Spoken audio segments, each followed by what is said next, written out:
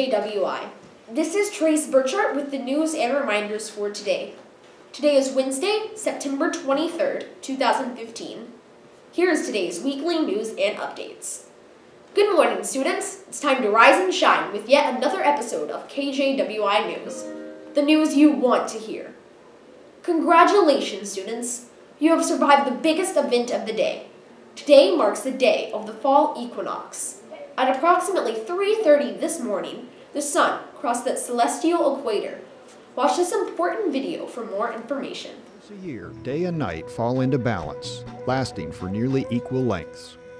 Known as equinoxes, Latin for equal night, they occur in March and September, and along with solstices, mark the changing of seasons as Earth travels around the sun. Astronomers like to describe the equinox within the conceptual celestial sphere.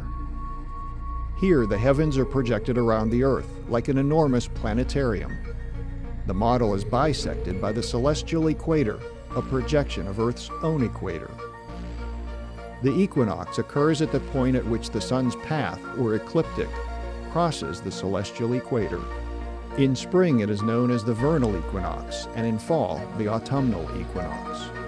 The other two seasonal points on the sun's path are the two solstices. In the northern hemisphere, the summer solstice marks the longest day of the year, while the winter solstice marks the shortest. The seasonal aligning of the sun has been more than just a unique celestial event for humankind throughout history.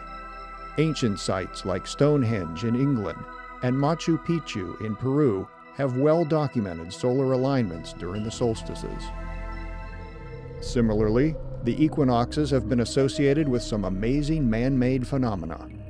In the ancient Maya city of Chichen Itza, the Great Pyramid known as El Castillo is oriented along cardinal axes. During the equinoxes, shadows cast by the railings create the illusion of a writhing serpent body descending the northern steps where it joins the carved serpent's head at the base of the stairway. The cultural significance of the fall equinox and changing of seasons continues today, especially in the northern hemisphere, where the autumnal equinox occurs around harvest season. In fact, the full moon nearest the autumnal equinox is commonly referred to as the harvest moon. In China and other Asian countries, this time is celebrated with the Mid-Autumnal Festival. The origins are linked to the birth of the moon goddess, and festival traditions revolve around families with reunions and feasts, and special moon cakes. In Jewish culture, thanks for the harvest is given during the week-long Feast of the Tabernacles, or Sukkot.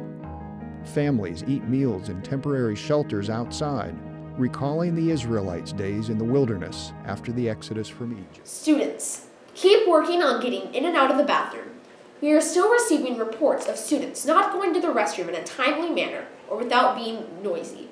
The restroom is not a place for talking, but is instead a place to do your business and get out. Here is today's lunch menu. Cheesy garlic flatbread, green beans, and a snickerdoodle cookie.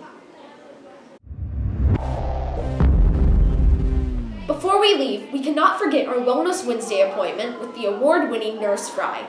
She is here to bring us yet another wellness reminder. Good morning. I'm Nurse Fry and welcome to Health Corner. Today's focus is energy drinks. Now, many children believe that energy drinks are the cool thing to do. They promise to give you extra energy and better focus, and they promise that if you drink them, you'll be able to stay awake in class. The big question is, what effects do these drinks have on children and how do they work? Now, the main ingredient in these drinks is caffeine. This is a chemical that causes hyperreactions in your brain, making you feel more alert and energetic. Now, research shows that caffeine is okay in moderation, but energy drinks do not follow the guidelines of moderation. Most of these drinks contain 160 to 180 milligrams of caffeine, equaling 4 to 6 cups of coffee.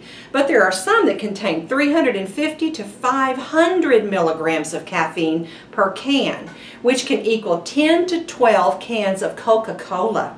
These larger amounts of caffeine can cause dehydration, rapid heart rates, irregular heartbeats, high blood pressure, sleeplessness, headaches, stomach aches, and anxiety in children less than 18 years old.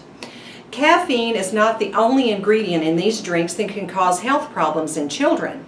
Some contain taurine, which is a derivative of ox bile, which increases the effect of caffeine, and guarana, another form of caffeine. So, it's up to you to make the healthy choice for your body. Have an occasional Coca-Cola or even a cup of coffee, but stay away from energy drinks. Thank you, Nurse Fry. Well, students, we are signing off. I hope you all fight those crazy creatures known as homework as you escape the dungeon. See you tomorrow. Please stand for the Pledge of Allegiance and remain standing for the moment of silence.